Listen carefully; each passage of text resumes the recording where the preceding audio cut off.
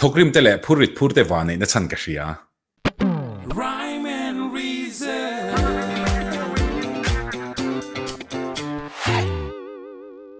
Rhyme and Reason channel thir tu zong zong te lali so Krista mingin chibai ka buk le veka chau tun trum fian real fakna chuan pathian fakna le pathian thu toite share na karon nei le don ni chena ka sayang khanin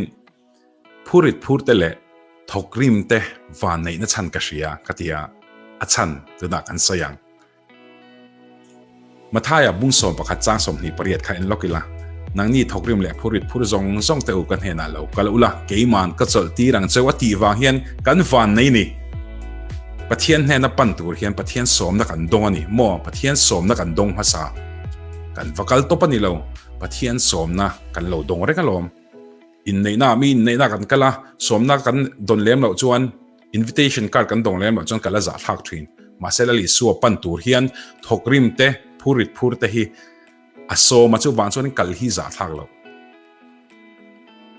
video ma sa han ka sai to i du tak takem ti la kha ka thinlung kan thinlung ina du tak tak chuan ka du tak tak chuan pathian hian min lo som na sa khop mai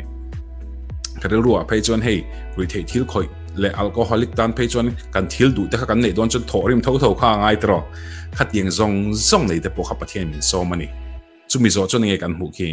keiman ka chol ti rang chau ti kan hule ta ni keiman ka chol ti rang chau ti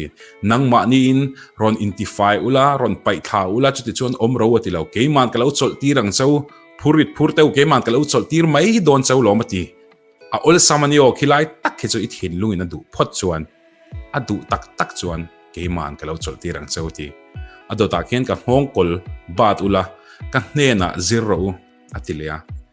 ron thiam ngal vek ula ron shevek ro ti lo re reng tiro ron chol ula te chun in zirzel don lo mati ni lali son avan ro pui tak em hallelujah le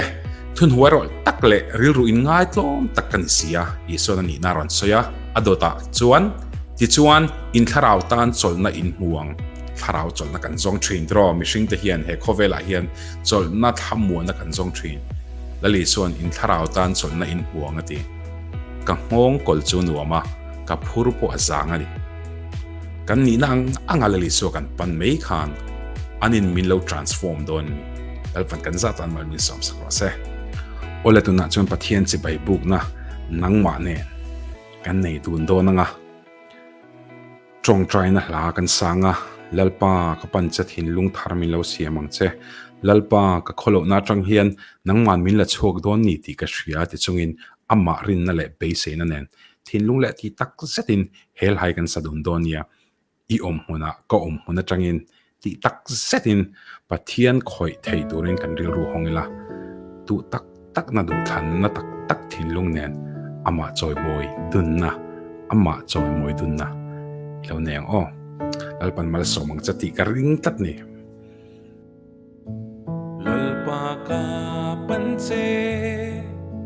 thin lung tharamin siam ang che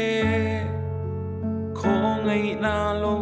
luang ngi ne na trang kha